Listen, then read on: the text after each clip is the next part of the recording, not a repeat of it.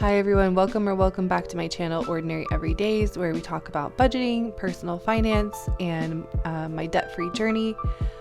Today I am going to check back in on my January budget, and we're going to see how we did for the month of January. So let's just dive in and get started.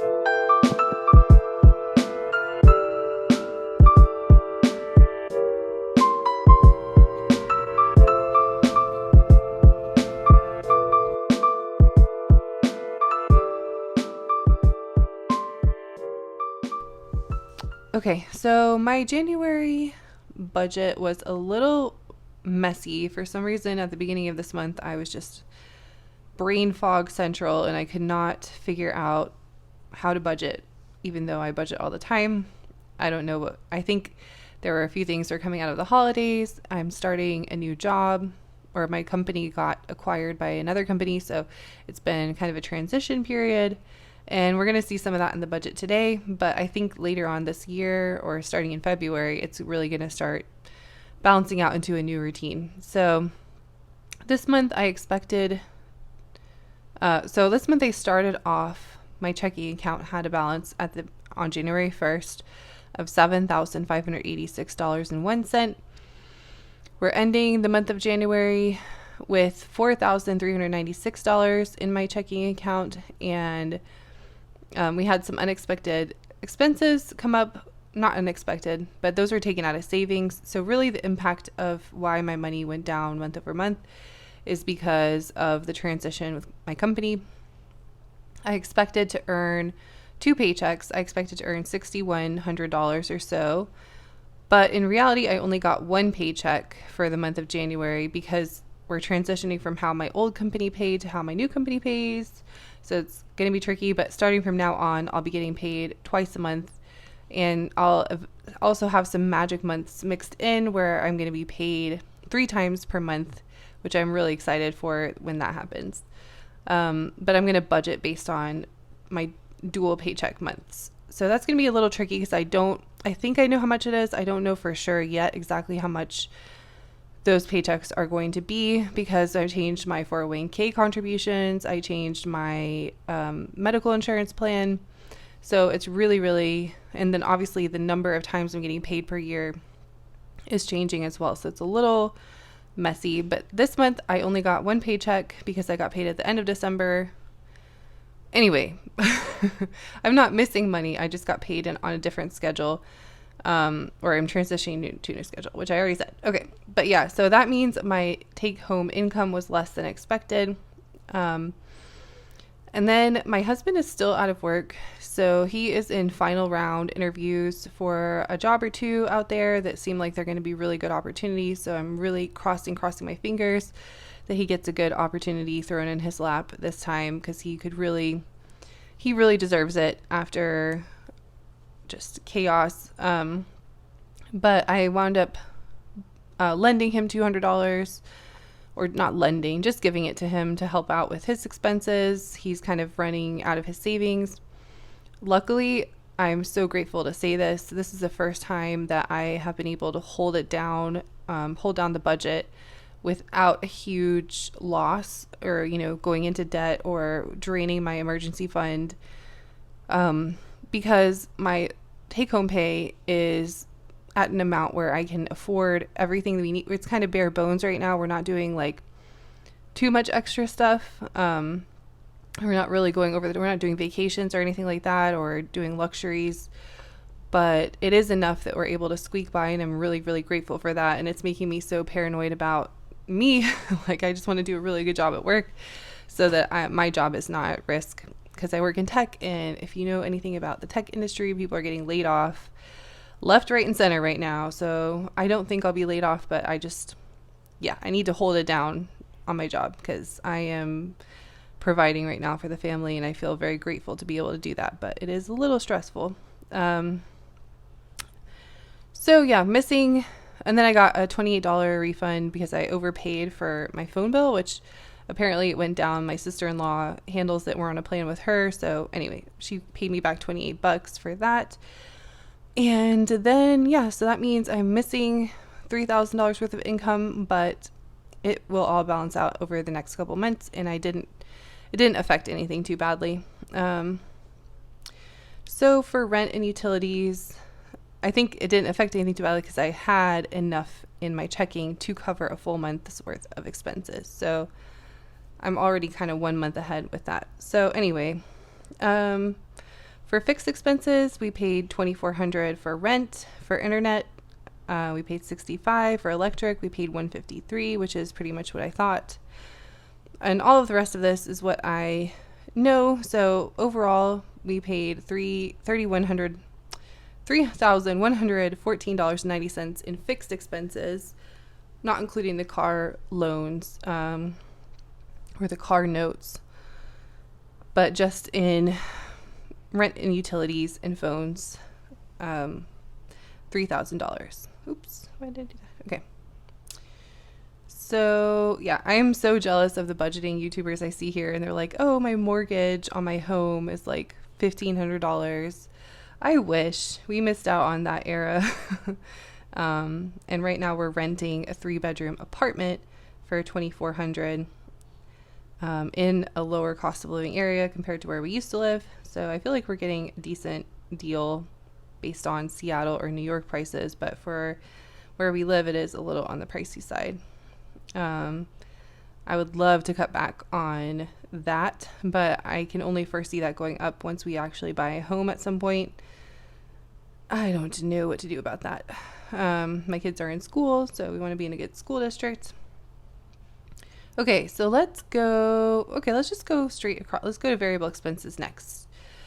So for variable expenses, overall, I did spend over what I had budgeted. I did really conservatively budget. I only budgeted $1,475 this month for variable expenses. We wound up spending a total of $1,900 on variable expenses or so, $1,932. And then we had 2 big bills that came in outside of that were taken directly out of my emergency fund. I guess my emergency fund is my fund for this, but maybe I should put a category that says emergency on my next one. We had a huge car repair that was $1,150. No, why do I keep doing that? Where? Nope. Yeah, we had a huge car repair that was $1,150. And we also had an emergency room bill come in, and I actually wound up calling the hospital to negotiate it down. And if I paid all of it up front, they were able to take off a good percentage. Initially, it was like $600 something, but I paid in full at $422.91 for an ER visit because my son smashed his toe really badly in December. And luckily, it wasn't broken. And honestly, next time, if he does stuff like that, if it's not too bad, I really would rather go to an urgent care because emergency rooms in the US are very pricey. So lesson learned on that. But luckily he's okay and healthy. His toe's fine. Of course it was all piling up at once. Okay, so for groceries, I budgeted 900. I spent a little bit over at 1,083. I really cut back in the second half of the month, and I am so excited. After I get paid tomorrow, I'm going to go to Costco for February and stock up for the beginning of February. I love having that routine, and actually Costco is so worth it. So yeah, super looking forward to that actually. And then for subscriptions, I budgeted 50, which is usually how much we spend on streaming services.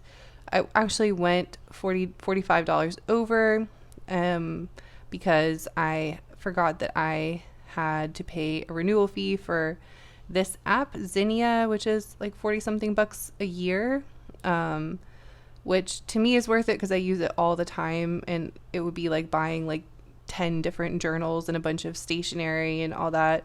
So I'm okay to spend on it because I use it so much. For furniture and decor, I budgeted $0, but I wound up spending $66 on, I did like a bathroom makeover in the kids' bathroom, and I let them pick out their own shower curtain, which I can put a picture here. Which, yeah, and I let the kids pick out their own shower curtain, and I upgraded their shower head because it was like the one that came with the apartment that's really tiny. And one of the best things I love doing in apartments is putting on one of those big rainfall shower heads instead, so you actually get like a good shower, and it just makes it so much better when you're renting. Just a little upgrade. And I also got a cart for my bathroom to put stuff on because we just have a lot of bottles and things, and I want to get it out of the shower and somewhere else. So that's what that was for. For clothing, I budgeted 100, and I spent pretty much all of that budget. Came in slightly under at 96.21 for a couple kids' clothes, and then a few things for myself. For the kids' school, I budgeted 40, but we spent over because I bought a yearbook. So I paid for their school lunch money, and I bought a yearbook for them, so that put it slightly over. Yearbooks are expensive. I don't know why, but it's like $40 for a yearbook. For the kids' fun, I budgeted 50. Okay, so we wound up going over, and I really have no regrets on this. We spent $87 over budget, but we had a lot of fun. I took them to a trampoline park for one day, and we went to the mall, not to go shopping, but just to like eat at the food court, walk around, and go on like the little carousel, whatever, and just hang out with the kids and spend some quality time with them. So both of those are really fun, and I really feel like that's money well spent because you're building memories with the kids and having a good time with them. I think we got like some socks from Old Navy at the mall, but that's it. That was part of the clothing expense. For gas, I spent $16.75, which is under. I really don't go that many places. And because we shop at Kroger, we get like a discount on gas there. So it's, yeah, always very affordable for gas. For eating out, I budgeted 100. I did overspend on eating out as well. Yeah, I probably could have cut back on a couple of those, but it is what it is. I got pizza. We got Chinese food. One time we got McDonald's. Yeah, whatever. It was just a busy month, and I knew it would be a busy month. So, but yeah, could have cut back there. Coffee, I budgeted 15, but I only spent $5.62 there. So at least I saved on coffee. For beauty and bath, I budgeted 50, spent 50. Actually, I could have totaled up all of the items on my Target receipt, but I put 50 towards that, and I put the rest on the other categories. I think on groceries, because I did a bunch of groceries too. For exercise, spent nothing. For birthdays, I budgeted 50, but I wound up not buying anything yet. So this month I will put more in that budget line item because my son's birthday is in February, so I need to get him his gifts. And he said he wanted to go back to the trampoline park for his birthday, so that will be an additional expense, but that'll be really fun for the kids. For holidays, nothing. For family activities, I again combine. I mean, that is kids' fun. I might just make this into one category called family fun because that's what it is, and I don't know why they're separate. For car maintenance, I put, this came directly out of my emergency fund, $1,150 to repair some blown fuses and other stuff that was going on with our Prius, our used Prius that we bought a year ago. So that was not a fun surprise, not a great thing, but at least I had the money in my emergency fund to cover that. For dog care, I spent slightly over $17.15. I got my dog food and I got him a bunch of toys because he's ripped up all of his toys, but we get a lot. His favorite ones are the Chuck-It balls that he loves those. So I got him some of those and some other like Chuck-It brand stuff since we had a good experience with those. So hopefully he doesn't completely destroy those all in less than a week. For vacations, nothing. Although this year I do want to go on vacation at least once. So I will have to start putting money aside for that, or I don't know how we'll do that. For other, maybe that will wind up coming out of like our emergency fund or slush fund, I guess, if I can put more money in there later this month. For other, I budgeted $50. We spent $60 on random odds and ends like batteries and stuff like that from Amazon, or light bulbs, really basic stuff that we usually buy on Amazon. And then I had that hospital bill, which also wound up coming out of my emergency fund directly for $422.91 for the ER visit for my son's toe. So overall, we went over my really, really tight budget of $1,475. We went over by $450. I don't know why I budgeted so tight. I think I was trying to compensate for the holidays a little bit, but usually I budget around $1,700 spending money. So we went a little over, but not like crazy compared to usual. And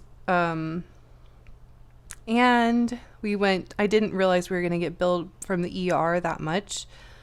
So that was unexpected as well. So overall we went over by a lot more than I was expecting. But let's see how debt is doing. Okay, so despite some of the unexpected expenses, I was able to cover a lot of those out of my emergency fund, and they did not affect my credit card debt. I was still able to make a lot of progress paying that down. So for the car loan, we paid the normal payments, and those have come down about $260 each. We are getting so close on the Honda loan. We only have $2,000 left. I could knock that out at some point so easily. I'm so excited to be able to own one car free and clear soon. Cannot wait for that.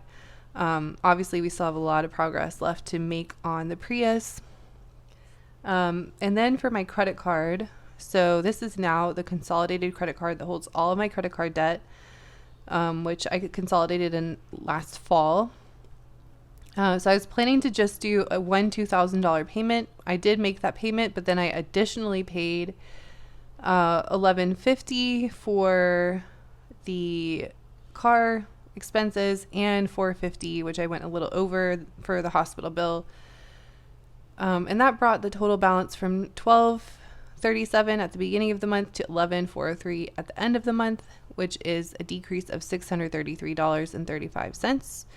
So that is at least some progress. That's good. So that is bringing our total debt down altogether by a little over $1,000 for the month. We're at $31,000 total consumer debt, including all of this put together. So we did make some progress. I'm really happy about that. And then let's check out the damage to savings. So my cash savings began the month at $3,351. This is my emergency fund or slush fund for just in case stuff. I guess that's an emergency fund. I had $26 that was automatically, I have like a $25 auto transfer that just runs in the background, but I took out $11.50 for the car and $4.50 for the ER bill, which leaves my total ending balance at $1,777.42. So we took out like $1,500 from savings, which sucks, but that's what it's literally there for. So I am happy I was able to cover all of that in cash. I'm just really crossing my fingers we don't have more unexpected expenses pop up in February, because we can't take too many more of those hits before I really start feeling it and run out of emergency funds, and then we'll have to start building back up debt, and it's going to be a pain. So hopefully everything goes well in February. And then for the 529 plans, these are the kids' college funds. I've been pressuring myself, like I want to resume contributions even though we're still kind of on a tight budget. So I did actually wind up setting up $25 auto deductions from or auto transfers from my bank account. So from now on, every month I'll auto transfer $25 per kid, which is very not enough money to cover much of anything. Like I was doing the math on this, and to cover like half of their college tuition, I'd have to start contributing more like $500 a month or something like that to really make a difference. So I really should, this is going to be something I need to think about increasing ASAP to be able to cover any of their education for them. For me, I just really want to be able to do that because I don't know, for me, I feel like that is something that would make me a good parent because I can afford it. So I might increase that soon to a higher amount, and then just forget about it, and I won't even think about it, and it'll just continue to increase without me doing anything.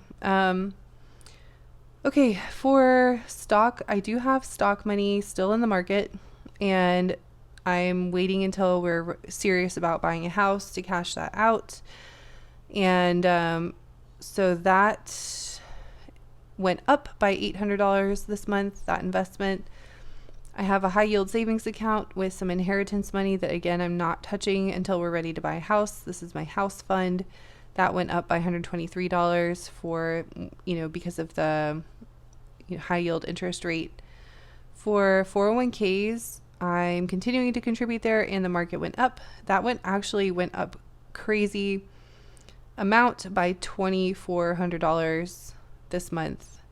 And only like $400 of that is my actual contribution from work. So the market is just doing well, and that money went up quite a bit.